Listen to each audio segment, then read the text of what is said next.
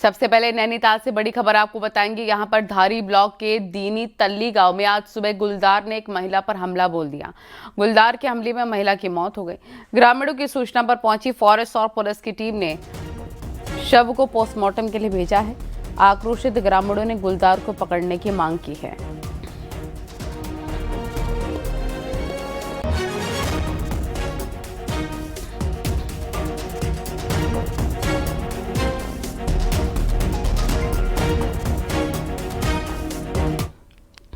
लगातार बढ़ते मानव वन्यजीव संघर्ष की घटनाओं के बीच उत्तराखंड फॉरेस्ट के चीफ रंजन मिश्रा शुक्रवार को 2 दिन के कुमाऊं के दौरे पर पहुंचे।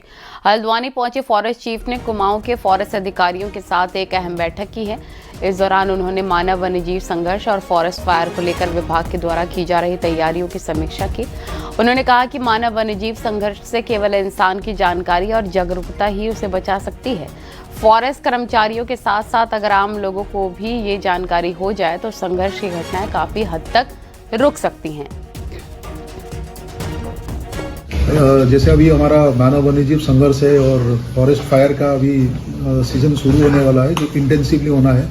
अच्छा, तो हमने एक डिसीजन लिया कि प्रत्येक प्रभाग में एक प्रभागीय दिवस किया जाए। अच्छा, और सारे रेंज में उसी दिन भी प्रभागीय दिवस मनाया जाएगा। उधम सिंह नगर के काशीपुर में एक कश्मीरी व्यापारी के साथ बदसलूकी करने के मामले में पुलिस ने हिंदुवादी संगठन से जुड़े 3 आरोपियों को अरेस्ट किया। गुरुवार को पीड़ित की शिकायत पर आरोपियों के खिलाफ बीएनएस की अलग अलग धाराओं में मुकदमा दर्ज कर आरोपियों की गिरफ्तारी की गई है। बताया जा रहा है कि मंगलवार को कश्मीर से कुपवाड़ा से आकर शॉल बेचने का कारोबार करने वाले बिलाल अहमद को कुछ युवकों ने धमकाया और युवक को धमकाने का वीडियो भी वायरल हुआ। मामले का संज्ञान लेते हुए जम्मू कश्मीर स्टूडेंट्स यूनियन ने डीजीपी को चिट्ठी लिखकर घटना की जानकारी दी थी। एसएसपी मणिकांत मिश्रा ने कहा है कि धमकाने का वीडियो सोशल मीडिया पर जो वायरल हुआ था उसे हटवाया जा रहा है।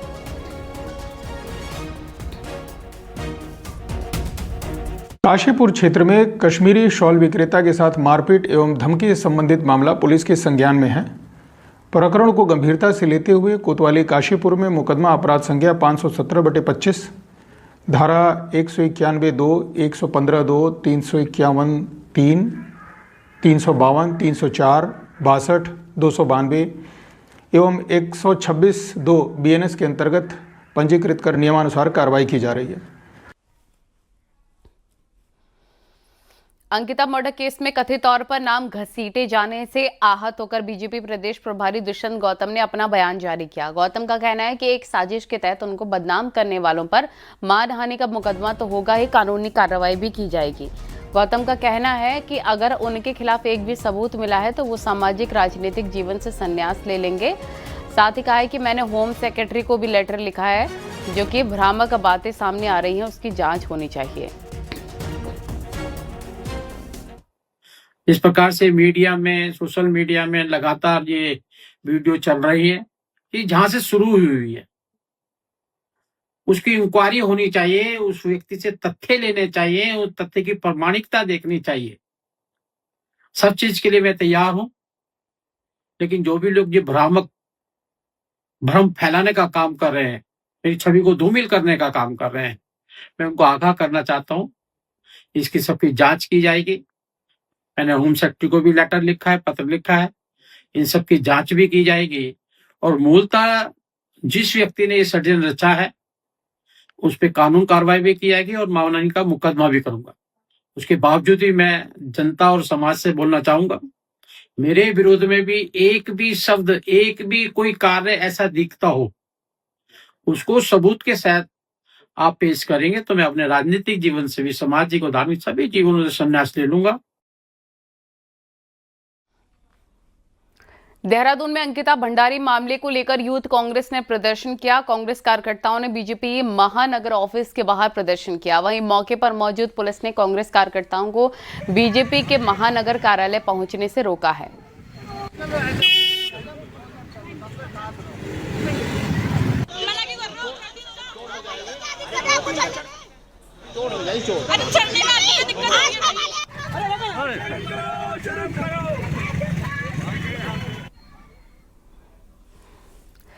सिखों के नौवें गुरु गुरु तेग बहादुर जी पर आपत्तिजनक टिप्पणी करने के मामले में डोईवाला के सिख समाज की शिकायत पर एफआईआर दर्ज की गई है। देहरादून जिले में आने वाले डोईवाला कस्बे के सिख समुदाय ने एक social media user Pradeep Rawat के खिलाफ प्रदर्शन किया। आरोपी के खिलाफ कई धाराओं में मुकदमा दर्ज कर लिया गया है।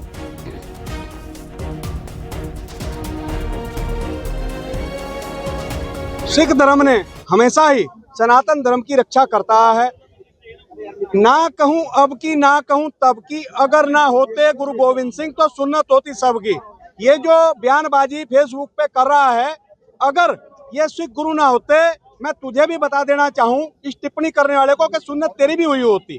भानीवाला का एक युवक है कोई प्रदीप रावत के नाम से, उसने अपने सोशल मीडिया के माध्यम से एक पोस्ट डाली है जिसमें उन्होंने गुरु तेग बहादुर जी को बहुत ही अभद्रता से गाली गलौच लिखी है और उनके छोटे साहिबजादों के बारे में बहुत ही आपत्तिजनक बयान दिए हैं। जो कि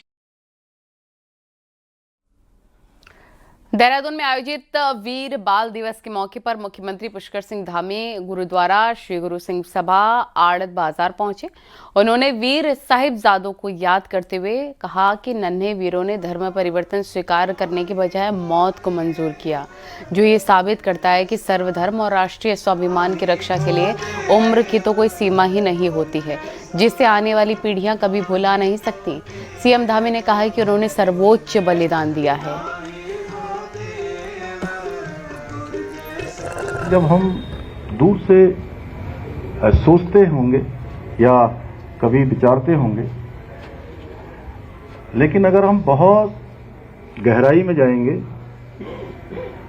तो तब हमको एहसास होगा, ये महसूस होगा कि कितनी चुनौतियां और कितनी कठिनाई होती।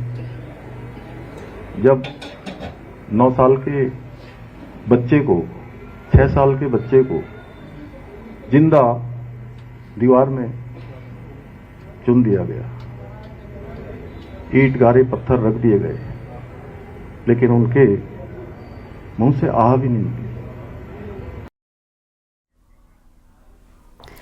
वीर बाल दिवस पर नैनीताल में सीएम पुष्कर सिंह धामी ने साहिबजादों के बलिदान को नमन किया है। साथ ही मुख्यमंत्री ने गुरुद्वारे में मत्था टेका। इस मौके पर सीएम धामी ने कहा कि गुरु गोविंद के साहिबजादों ने धर्म और संस्कृति की रक्षा के लिए अपना बलिदान दिया था। आज की पीढ़ी को साहिबजादों के बलिदान से प्रेरणा लेनी चाहिए।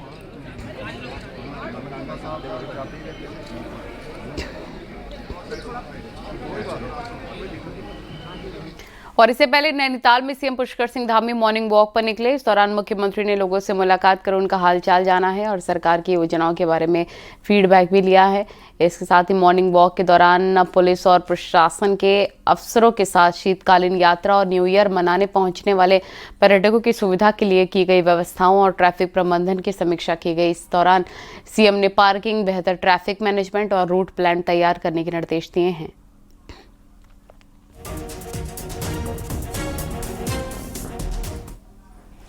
हरीश रावत के एआई वीडियो मामले में बीजेपी बैकफुट पर नजर आ रही है। फाइनली दबाव बढ़ने के बाद बीजेपी ने दोनों विवादित वीडियो डिलीट तो कर दिए, लेकिन हरीश रावत माफी की मांग पर अड़े हुए हैं। हालांकि बीजेपी इसे सियासी ड्रामा बता रही है। देखिए।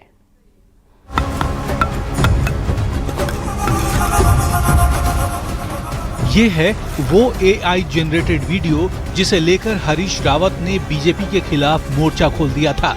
इन्हीं वीडियो को लेकर गुरुवार को हरीश रावत ने बीजेपी ऑफिस के पास धरना प्रदर्शन किया और बीजेपी से उन्हें पाकिस्तानी एजेंट दिखाने के सबूत मांगे थे और तत्काल माफी की मांग की थी। अब चौतरफा गिरने के बाद बैकफुट पर आई बीजेपी ने एआई जनरेटेड ऐसे सभी वीडियो डिलीट कर दिए, लेकिन हरीश रावत का कहना है कि सिर्फ वीडियो हटाना काफी नहीं है, बीजेपी को इसके लिए माफी भी मांगनी होगी। उन्होंने डिलीट कर दिए हैं, लेकिन हजारों लाखों लोगों तक वो बात पहुंची है। तो जब तक उसके लिए अपराधी क्षमा नहीं मांगेंगे और सार्वजनिक क्षमा नहीं मांगेंगे तो मामला तो वहीं पे है। बीजेपी की स्थिति को सिर मुंडाते ओले पड़ने वाली कहूंगा कि भाई ऐसे काम करने क्यों है जो बाद में पछताना पड़े हैं। जब फिर पछताए हो तो क्या, जब चिड़िया चुग गई खेत। जब डिलीट ही करने हैं तो ये करने की आवश्यकता क्या थी? उल्टे काम न किया करें। भारतीय जनता पार्टी सदा सहता का परिचय दे। बीजेपी ने पूरे मामले को तूल देने का आरोप लगाया है। बीजेपी का कहना है कि वीडियो डिलीट कर दिए गए हैं, तो अब इस मुद्दे को बेवजह खींचा जा रहा है। जिस एआई वीडियो की वो बात कर रही थी, वो अगर डिलीट हो गया है तो खुद उन्होंने कहा कि पहले वो डिलीट करें। अगर हो ही गया है डिलीट, तो फिर इस प्रकार के बयान और धरना प्रदर्शन करने का क्या औचित्य है? इसका केवल और केवल एक ही कारण है कि हरीश रावत जी सुर्खियों में बना रहना चाहते हैं, मीडिया में बना रहना चाहते हैं, और कांग्रेस की ओर से उनको कोई कवरेज वहां से मिल नहीं रही है। ये पहला मौका था जब हरीश रावत बीजेपी दफ्तर पर प्रदर्शन करने पहुंचे, और ये पहली बार हुआ जब बीजेपी को अपना ही बनाया वीडियो अपने ही पेज से डिलीट करना पड़ा। देहरादून से न्यूज़ 18 के लिए सुनील नौप्रभात की रिपोर्ट।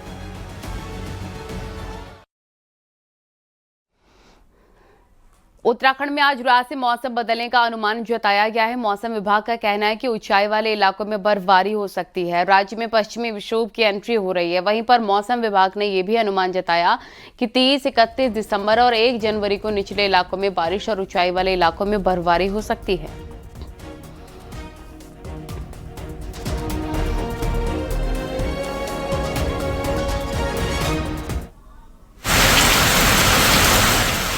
नहीं बन रही है, वो 30, 31, 1 तारीख में एक जो है पश्चिम विक्षोभ आ रहा है, लेकिन अभी भी इसमें भी जो है इतना स्ट्रॉन्ग सिस्टम नहीं दिख रहा है। और ऐसा प्रतीत हो रहा है कि जो हमारे जो 4 जनपद है, जो पहाड़ी जनपद है, उत्तरकाशी, रुद्रप्रयाग, चमोली, पिथौरागढ़, और हो सकता है बागेश्वर में भी कहीं कहीं पे हमको हल्की से बहुत हल्की बारिश देखने को मिल सकती है। और जो थोड़ा सा ज़्यादा हाइट है, 3500 मीटर से ऊंचाई वाले इलाके, वहाँ पे हल्की से बहुत हल्की बर्फबारी देखने को मिल सकती है। केदारनाथ धाम में अभी तक भी बर्फबारी नहीं हुई है, लेकिन यहाँ कड़ाकी ठंड जरूर पड़ रही है, जिससे यहाँ झील और झरने भी अब धीरे धीरे जमने लग गए हैं।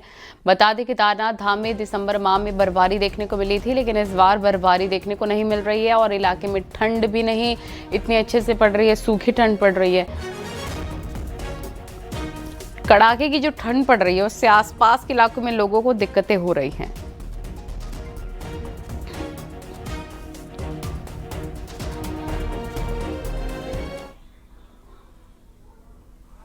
देहरादून में रेंजर्स ग्राउंड से संडे मार्केट को शिफ्ट कर दिया गया है और अब रविवार से आईएसबीटी के पास संडे मार्केट लगेगा, जिसको लेकर प्रशासन ने रेंजर्स ग्राउंड में बैनर लगा दिए हैं। बता दें, संडे मार्केट लगने से जाम लग जाता था और लोगों को आने जाने में दिक्कतें होती थी।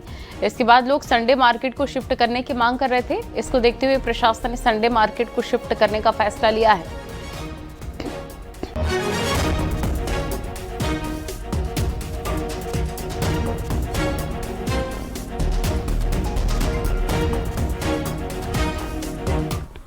और सीएम पुष्कर सिंह धामी आज चमोली के दौरे पर पहुंचे। यहां पर पीपल कोटी में आयोजित 24वें बंड विकास मेले के समापन समारोह में शामिल हुए हैं। सीएम धामी के कार्यक्रम स्थल पहुंचने पर उनका स्वागत किया गया है।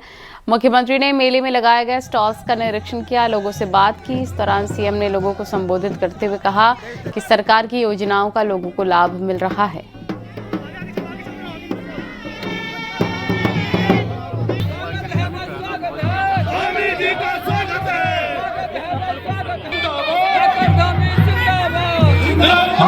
चलने वाला ये मेला, इसमें हमारी सरकार के भी विभिन्न विभागों के द्वारा लगाए गए स्टॉलों के माध्यम से जन कल्याणकारी योजनाओं की जानकारी भी उपलब्ध कराई जा रही है, जिससे क्षेत्र के निवासियों की समस्याओं के निराकरण के साथ साथ जो पात्र लोग हैं, जिनको योजनाओं का लाभ मिलना चाहिए, उनको योजनाओं का लाभ दिलाना भी सुनिश्चित इस मेले के माध्यम से किया जा सकेगा। और आप सबको पता है कि इस समय हमने राज्य के अंदर एक अभियान प्रारंभ किया है, जन जन की सरकार जन जन के द्वार।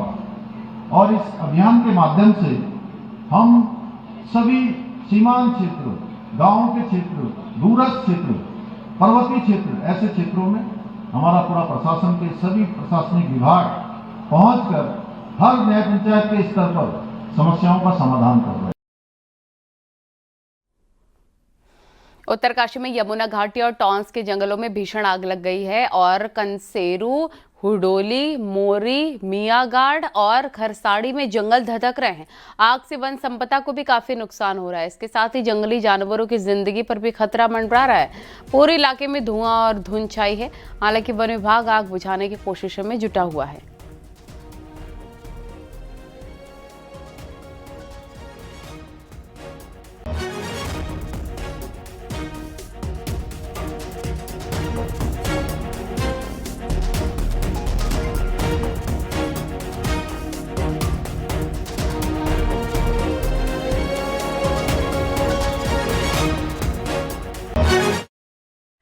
हरिद्वार में कुंभ मेले की तैयारियों के बीच कुंभ मेला प्रशासन के अधिकारी अतिक्रमण के खिलाफ लगातार कार्रवाई कर रहे हैं। शुक्रवार को अधिकारियों की टीम ने कांगड़ा घाट, पंत द्वीप और संजय पुल पर फड़ लगाकर सामान बेचने वाले कई दुकानदारों पर कार्रवाई की। अधिकारियों की टीम ने इस क्षेत्र से कई स्थायी और अस्थायी अतिक्रमण हटाए हैं। आपको बता दें कि हर की पैड़ी और उसके आसपास के तमाम घाटों पर अतिक्रमण बड़ी समस्या है। बार बार अतिक्रमण हटाए जाने के बाद भी फड़ और छोटी दुकान लगाने वाले दुकानदार वापस लौट आते हैं और दुकानें सज जाती हैं।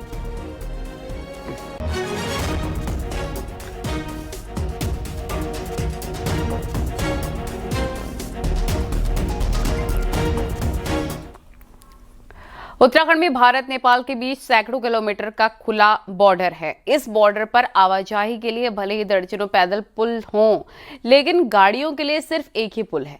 ऐसे में पिथौरागढ़ के छारछुम में दूसरा मोटर पुल जल्दी शुरू होने जा रहा है और ये मोटर पुल दोनों मुल्कों के लिए कई मायनों में काफी खास है। देखिए।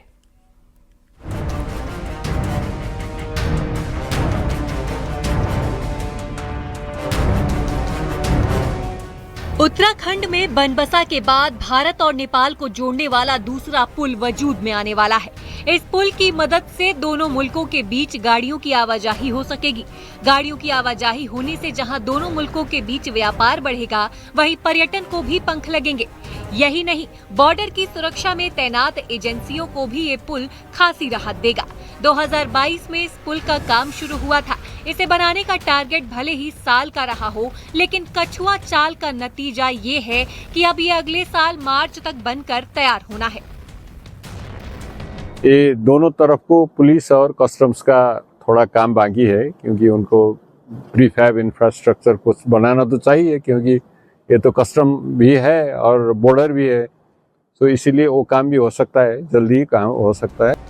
छारछुम पुल का काम 100% पूरा हो गया है। 33 करोड़ की लागत से 110 मीटर लंबा डबल लेन पुल दोनों मुल्कों को जोड़ने के लिए तैयार है, लेकिन भारत की तरफ जमीन कम होने के चलते अभी भी कस्टम और एसएसबी की चौकियां नहीं बन पाई हैं। वहीं नेपाल की तरफ से लिंक रोड का काम अंतिम दौर में है। ऐसे में अब भारत को कस्टम और एसएसबी के चौकियों के लिए जमीन की दरकार है। जमीन की तलाश के लिए राज्य सरकार भी पूरी तरह हरकत में है। छारछुम को लेके थोड़ा सा मैंने देखा कि नेपाल की तरफ तो बड़ी समतल भूमि है और काफी वहां पर कार पार्क हो सकता है और कस्टम्स का भी काफी विस्तार हो सकता है।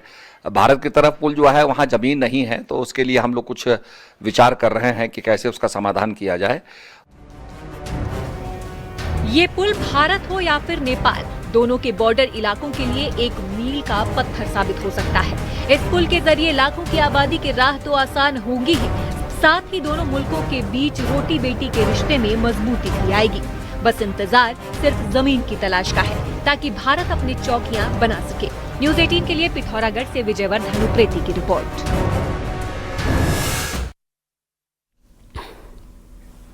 बागेश्वर के छतीना गांव के युवा तेज गेंदबाज देवेंद्र सिंह बोरा ने विजय हजारे ट्रॉफी में बेहतरीन खेल का प्रदर्शन किया है। जयपुर में हो रहे मैच में देवेंद्र ने टीम इंडिया के पूर्व कप्तान रोहित शर्मा को गोल्डन डक पर आउट कर सबको चौंका दिया। उत्तराखंड के लिए ये उनका तीसरा लिस्ट ए मैच था, लेकिन सीमित अनुभव के बावजूद उनकी तेज और सटीक गेंदबाजी चर्चा में रही। किसान परिवार से आने वाले और सड़क सुविधा से वंचित गांव के इस खिलाड़ी की सफलता पहाड़ के युवाओं के लिए प्रेरणा बन गई है।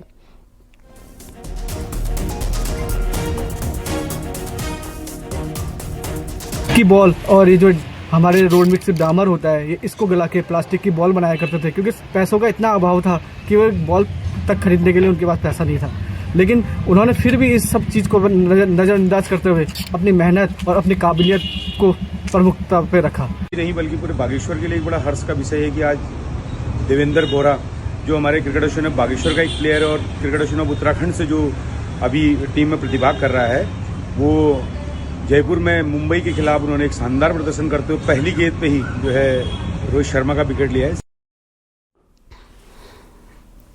उत्तरकाशी के रामलीला मैदान में खेले गए हरि महाराज क्रिकेट सीरीज के फाइनल में नागड़ी माता 11 ने JRS 11 को हराकर सीरीज अपने नाम की है और इसके बाद समर्थक और खिलाड़ी जमकर कप के साथ झूमते नजर आए। इस मौके पर बीजेपी विधायक सुरेश चौहान भी मौजूद रहे और खिलाड़ियों को हौसला बढ़ाते नजर आए। विजेता टीम नांगनी धनारी और जो उप विजेता टीम जस्सी कैफी JR कैफी की टीम, दोनों टीमों ने जो विजेता और उप विजेता के रूप में यहाँ पर बहुत अच्छा प्रदर्शन और बहुत अच्छा खेला। किसान उपभोक्ता बहुल राज्य सहकारी समिति लिमिटेड के चुनाव पूरे हुए और इसमें राम कुमार वालिया को समिति का अध्यक्ष चुना गया है। पूरे देश भर में ये सहकारी समिति स्टोर्स खोलने जा रही है जिसमें उत्तराखंड इनकी प्राथमिकता है। वालिया ने कहा है कि उत्तराखंड में भी कई स्टोर्स खोलने की तैयारी है। देखिए, उत्तराखंड में हरिद्वार है, देहरादून का ग्रामीण क्षेत्र है, जैसा चक्रोता के आसपास का, विकास नगर के आसपास का क्षेत्र है, उधम सिंह नगर का क्षेत्र है। वहां पे भी हम लोग वहां के स्थानीय शिक्षित युवा युवतियों के साथ मिलकर अपनी कंपनी के स्टोर खोलने का काम करेंगे। और अब आपको दिखाते हैं पहाड़ टॉप 10 न्यूज। चमोली में पीपलकोटी किरोली रोड पर मैक्स गाड़ी पलट गई। इसमें 6 लोगों को चोटें आई हैं। अंकिता भंडारी हत्याकांड को लेकर हल्द्वानी में कांग्रेस कार्यकर्ताओं ने हाथों में मोमबत्ती लेकर प्रदर्शन किया और सीबीआई से जांच की मांग की। अंकिता भंडारी मामले में वीवीआईपी के नाम पर कांग्रेस लगातार सरकार को घेर रही है। कांग्रेस ने इस मामले में सिटिंग जजेस से जांच की मांग की। अल्मोड़ा में गुलदार की बढ़ती गतिविधियों के चलते कांग्रेस वर्करों ने प्रभागीय वनाधिकारी कार्यालय का घेराव किया और ठोस कार्रवाई की मांग की। रुद्रप्रयाग के डीएम प्रतीक जैन पौंठी के इंटर कॉलेज पहुंचे, जहां अचानक पहुंचकर बच्चों को सीधे सवाल जवाब किए। वहीं बच्चे भी डीएम को अपने बीच पाकर काफी खुश हुए। पूर्व प्रधानमंत्री अटल बिहारी वाजपेयी की स्मृति में रुड़की में बीजेपी कार्यकर्ताओं द्वारा एक कार्यक्रम का आयोजन किया गया। इसमें अटल जी को श्रद्धांजलि अर्पित की गई। हरिद्वार में कड़ाके की ठंड के बीच हर की पैड़ी पर आस्था और भक्ति का नजारा देखने को मिला। लोग भीषण सर्दी में गंगा स्नान कर रहे हैं।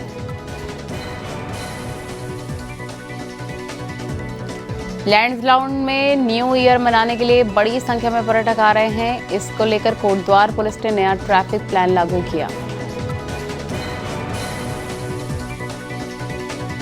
रामनगर के ढेला रेस्क्यू सेंटर में क्षमता से ज्यादा जानवर हैं। सेंटर ने इसकी क्षमता बढ़ाने के लिए सरकार से अनुरोध किया है। उत्तरकाशी में जन जन की सरकार जन जन के द्वार के अंतर्गत विकासखंड नौगांव में बहुउद्देशीय शिविर का आयोजन किया गया है, जिसमें 3 शिकायतें दर्ज की गई। खबरें